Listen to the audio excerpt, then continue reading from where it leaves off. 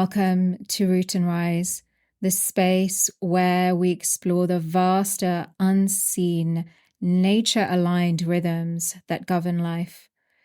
I'm Rohini Walker, and I'm so happy you're tuning in.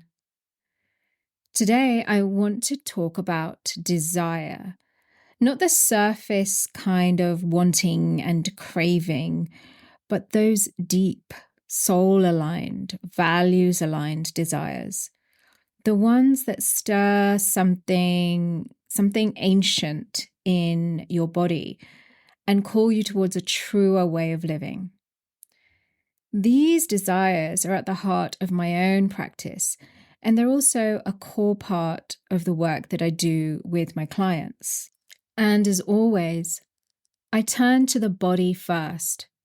The body's language of sensation, which is also the earth's language, has become my most trustworthy compass.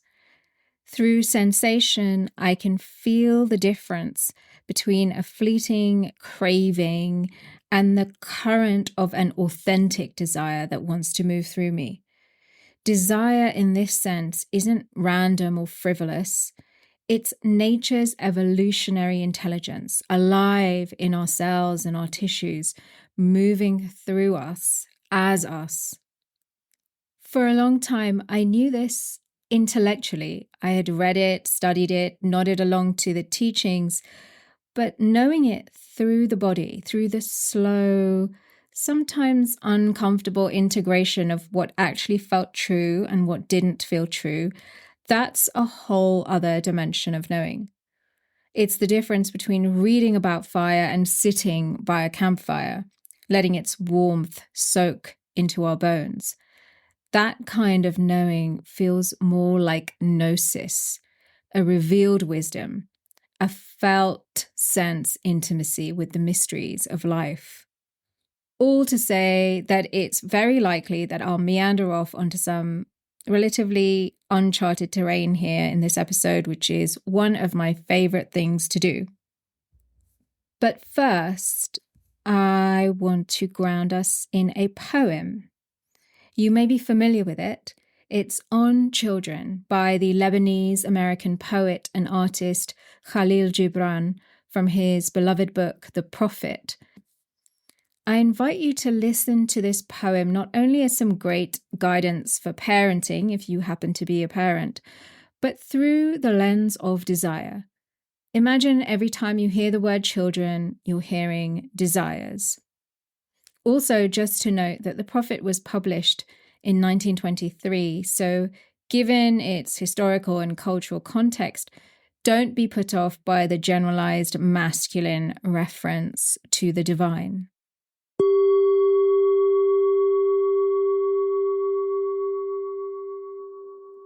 So here's the poem On Children by Kahlil Gibran.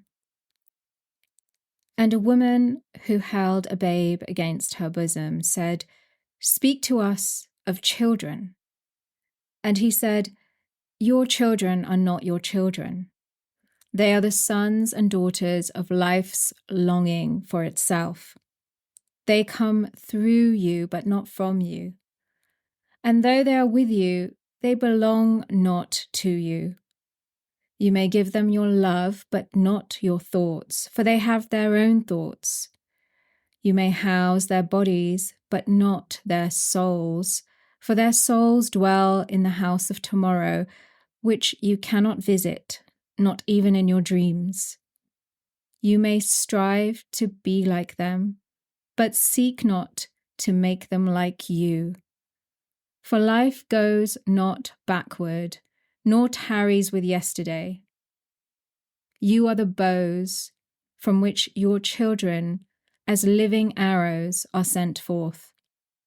The archer sees the mark upon the path of the infinite, and he bends you with his might that his arrows may go swift and far. Let your bending in the archer's hand be for gladness. For even as he loves the arrow that flies, so he loves also the bow that is stable.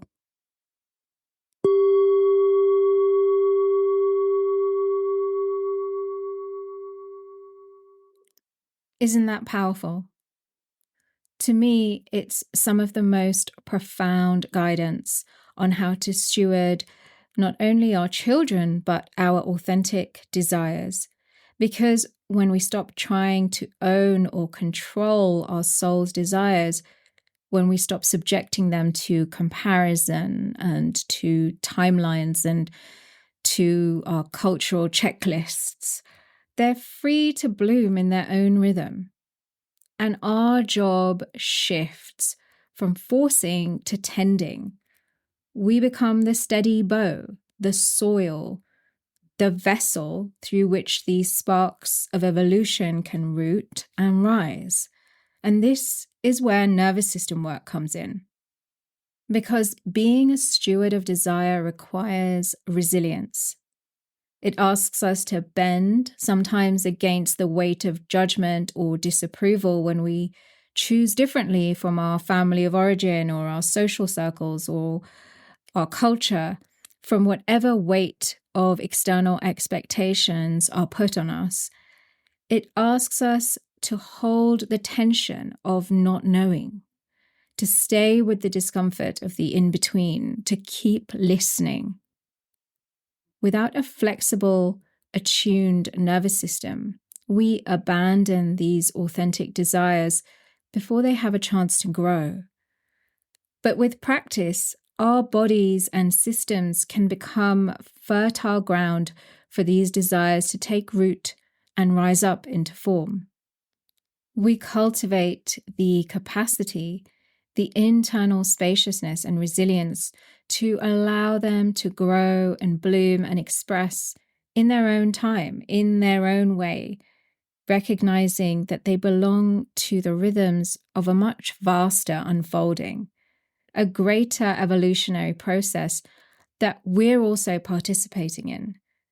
And our participation gets to be free from coercion and forcing and attachment and resistance. Our practice is about becoming supportive stewards of our authentic desires, into becoming the stable foundations through which they can move from unmanifest reality into manifest reality, which is the process of spirit or energy alchemizing into form or matter, the process of creation. We, our psyches, our imaginations, our bodies, our hearts, become the bridge for that process. Stewardship in this sense is being a bridge between the internal or unmanifest dimensions to the external or manifest.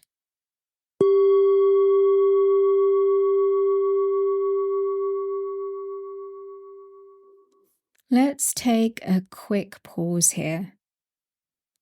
Take a breath with me. Let yourself land back in the body. Notice, is there resonance or dissonance? A remembering? Don't rush past it. These sensations, these subtle currents of yes and no, of your yes and your no, are your guides. Especially in this age of endless noise and voices and information, the body's innate wisdom is your most trustworthy oracle and your most trustworthy guide.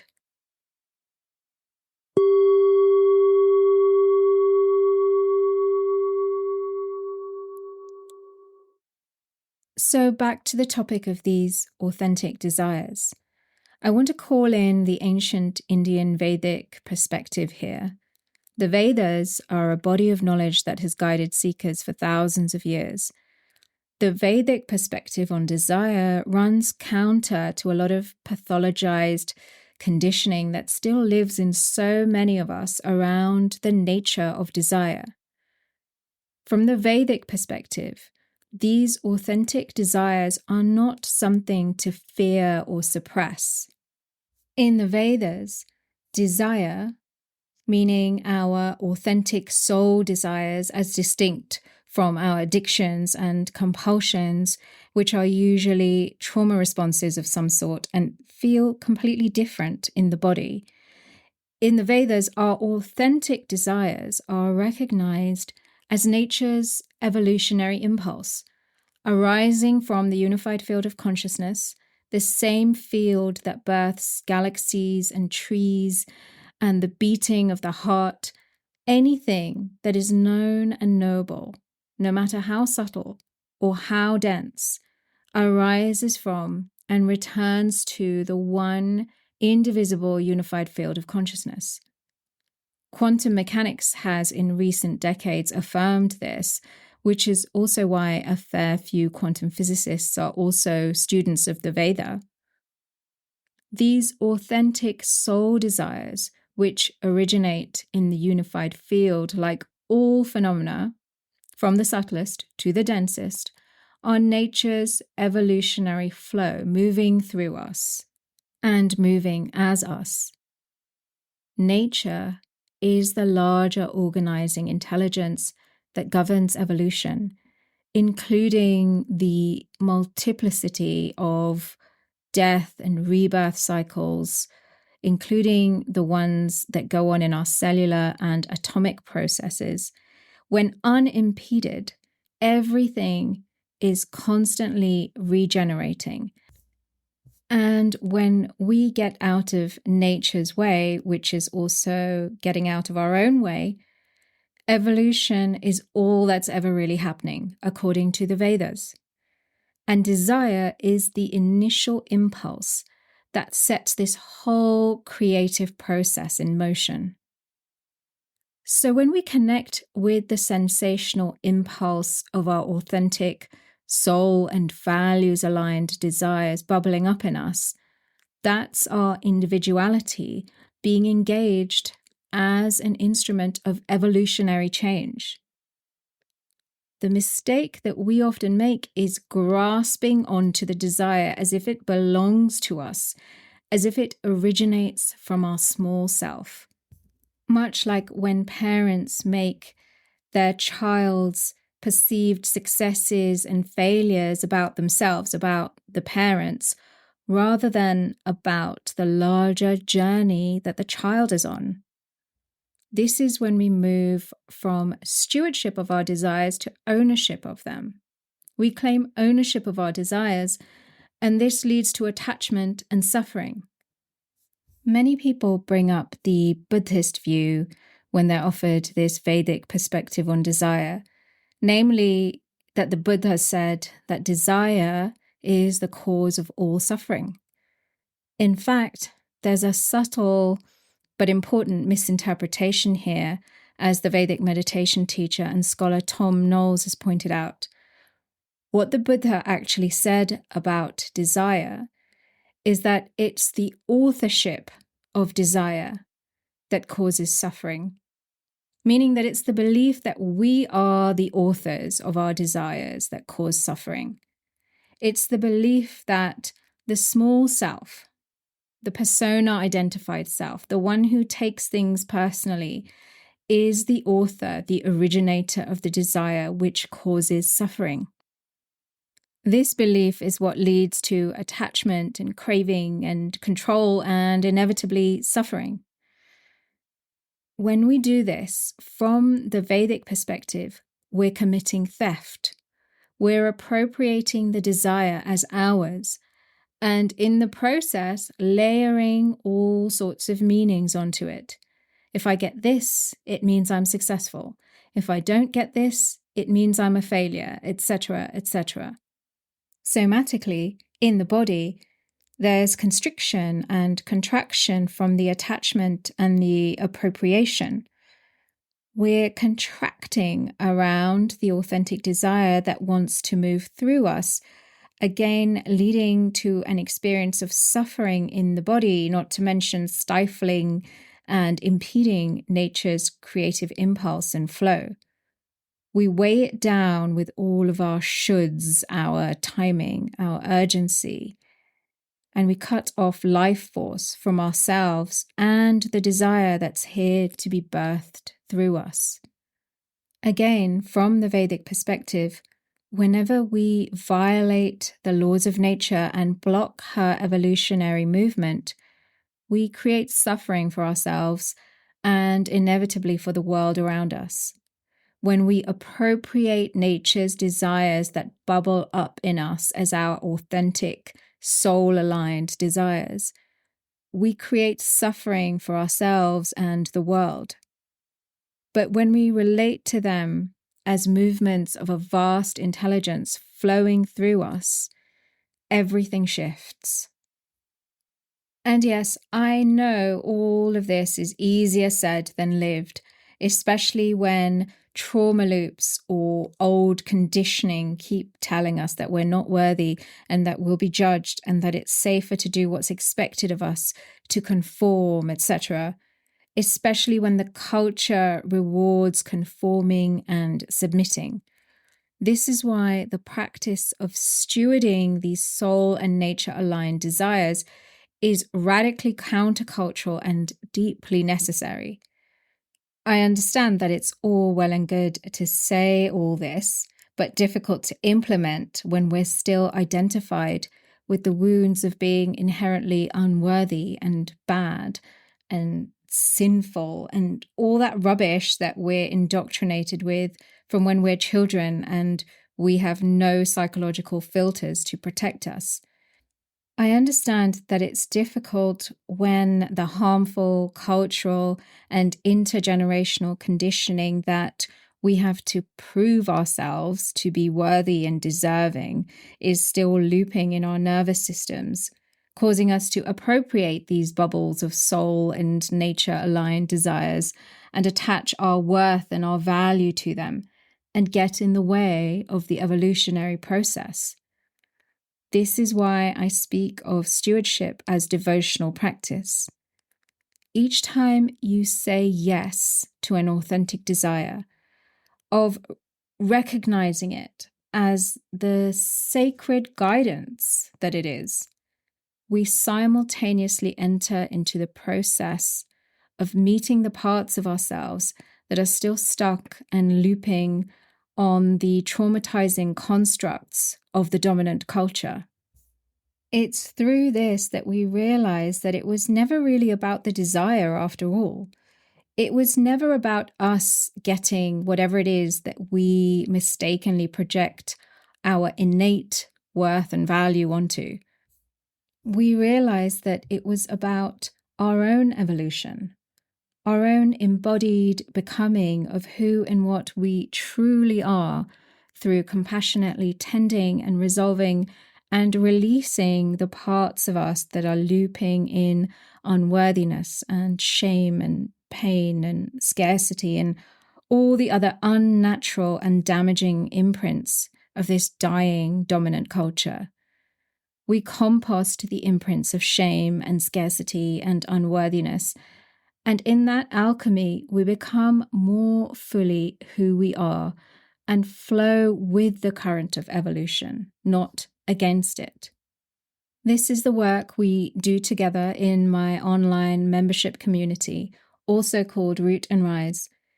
Inside, we intentionally elicit and attune to our core values, a direct portal to the soul, so that we can feel and recognize the desires that are truly ours to steward. And we cultivate the inner soil, the nervous system capacity and resilience that allows those desires to take root and flourish without coercion and without force.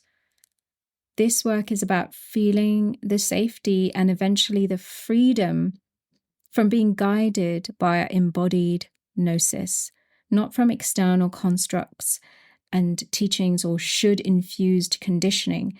It's about discovering that it is possible to thrive when we align with our soul bodies, which are inseparable from nature.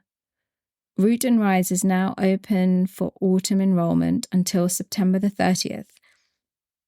If your body is humming with a curiosity or a resonance, you'll find the link to join in the show notes. And if you have any questions or reflections or disagreements from this episode, I'd love to hear from you. I want to deepen into this topic in future episodes, and responding to you is the perfect way to do that.